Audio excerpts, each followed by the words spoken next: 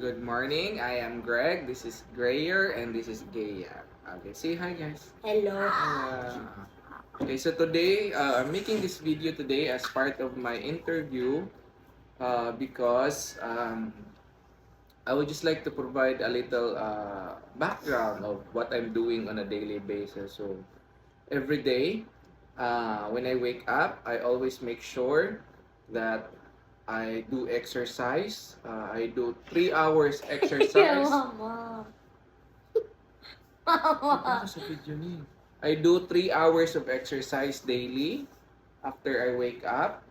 And then, aside from the 3 hours exercise, I also do dance exercise. And I also do gym. We have a little gym here in the house. So I do gym. After that, I make sure I cook for the kids. And then after cooking for the kids, I also make sure I clean the house, I sweep, I mop without anyone helping. So I'm doing that every day. Good, di ba? Okay. Yes, sir. So I also make sure that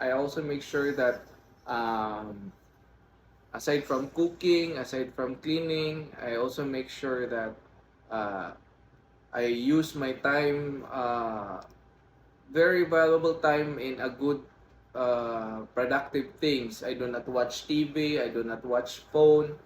I just sit.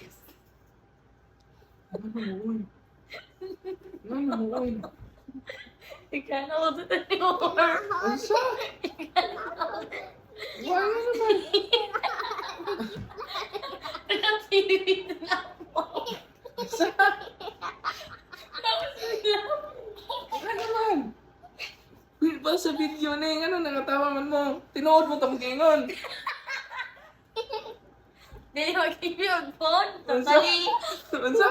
Dili mag-TV ang phone. in the morning. 3 hours? John, mag-day ka sa house? No.